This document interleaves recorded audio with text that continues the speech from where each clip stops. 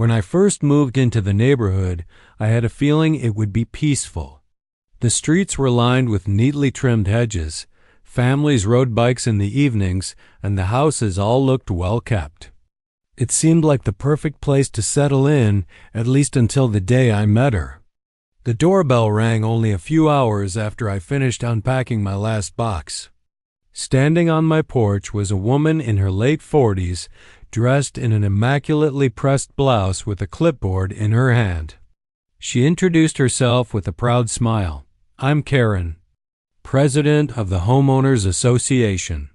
Her tone carried more authority than warmth, and before I could even respond, she shoved a stack of papers into my hands. "These," she said, tapping the top sheet, "are the HOA guidelines. You'll need to sign the membership form, pay your dues, and of course, follow all the neighborhood rules. We like to keep things civilized here." I blinked in surprise. I had specifically purchased this property because it was not part of any HOA. I told her politely, "Actually, my home isn't under HOA jurisdiction. I checked before buying. So, I won't be needing these papers."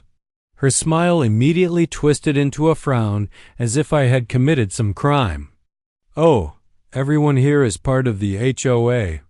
It's not optional," she snapped. "We enforce everything from lawn height to the color of your front door. It keeps property values high." She leaned closer, lowering her voice, "And trust me, you don't want to be on my bad side." I couldn't help but chuckle at the absurdity. "With all due respect, Karen, this house isn't listed under your HOA. I bought it free and clear. I'm not signing anything." That seemed to ignite her temper. She jabbed her finger at the document as if that alone could force me to comply. "You're new here," she hissed, "so I'll give you a warning. Everyone in this neighborhood answers to me. Don't think you're some exception." Before I could respond, she spun on her heel and stomped away, muttering something under her breath about difficult neighbors. As I closed the door, I couldn't help but laugh. I had heard horror stories about power-hungry HOA presidents, but I never expected to meet one on my very first day. What Karen didn't know, and what would eventually turn her world upside down, was that she had just tried to bully the wrong person. The first week after our encounter with Karen was quiet, and for a moment I thought maybe she had realized I wasn't going to bend to her rules. But it didn't take long before the harassment began. It started with small things, anonymous notes taped to my door about violations, such as leaving my trash bin at the curb too long or not having uniform garden lights. The notes were signed HOA Management in messy handwriting that looked suspiciously like hers. I ignored them at first, but they kept coming, piling up on my porch like unwanted junk mail. Then came the gossip. I'd step outside to mow the lawn and catch a few neighbors whispering, glancing in my direction before quickly turning away. One of them, a kind older gentleman, finally told me that Karen had been making the rounds, telling everyone I was a problem tenant and refused to follow neighborhood rules. She had painted me as some kind of troublemaker within days of moving in. It was ridiculous, but I could see the effect it made some people wary of even saying hello. Soon after, I received a letter in the mail that looked official at first glance. It was on plain paper, but stamped with a cheap HOA logo, and it claimed I owed hundreds of dollars in fines for violations I hadn't committed. "Failure to pay," it threatened, "will result in further legal action." I had to laugh when I read it because it was so obviously fake. Still, it was unsettling to realize she was willing to forge documents just to intimidate me. What Karen didn't understand was that I wasn't easily shaken.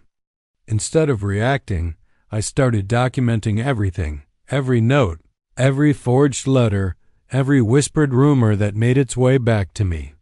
I wanted a record of her harassment, just in case I needed it later, but she wasn't done. One afternoon, I came home to find her standing in my driveway with two of her supporters. arms crossed like a self-appointed police squad. "You can't just ignore the HOA forever," she barked. "I'll make you join, one way or another." Her voice was dripping with arrogance, and her little audience nodded in agreement. I simply looked at her, calm and collected, and told her, "You're wasting your time, Karen. You don't have authority over me." That only seemed to fuel her determination. She stormed off, vowing she'd take legal action and prove I wasn't above her rules. I just shook my head. She had no idea how wrong she was, and how badly this game was about to backfire. The breaking point came on a warm Saturday afternoon. I was in my yard trimming some hedges when Karen marched over, clipboard in hand as always, her face red with frustration. She didn't bother with pleasantries this time.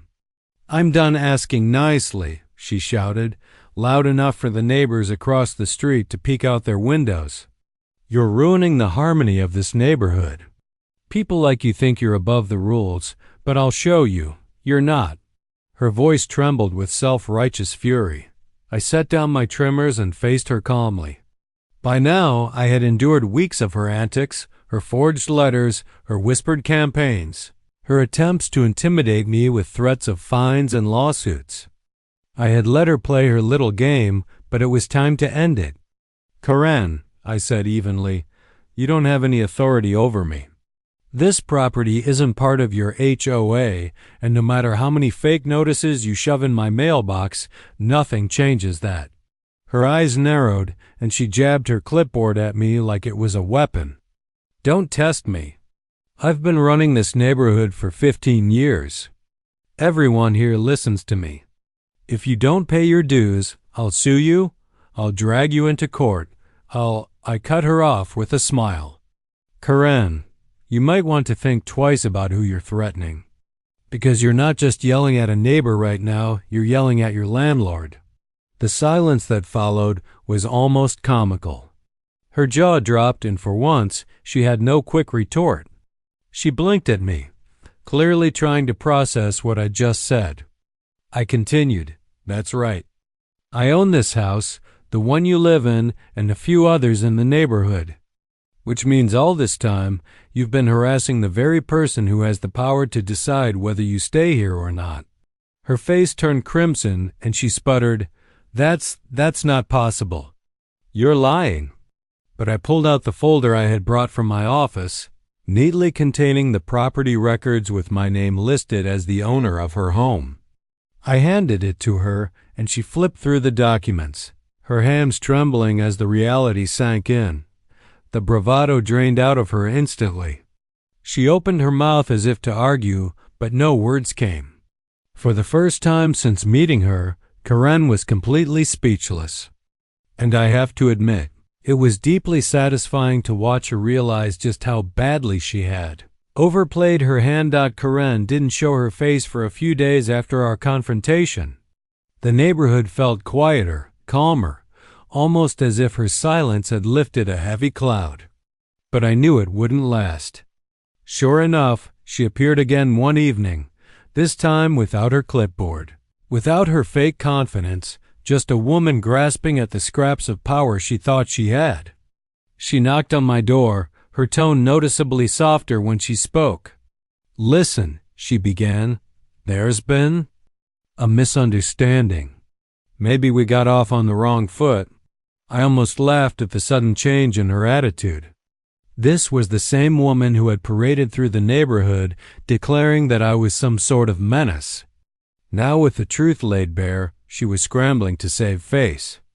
I leaned against the doorframe and let her speak.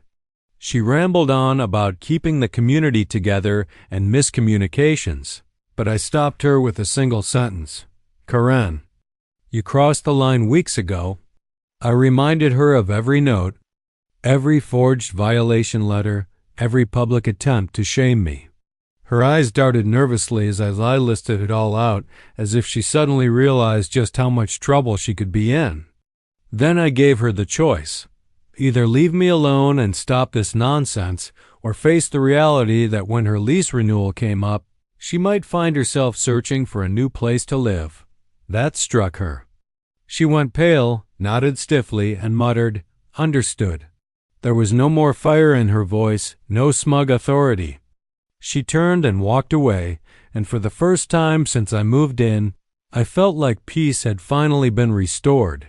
Word spread quickly around the neighborhood. People whispered about the scene, and it didn't take long for everyone to learn that Karen had been harassing her own landlord. The smug queen bee of the block had lost her crown. Neighbors who had once avoided me now smiled and waved, some even admitting privately that they were glad someone had finally stood up to her.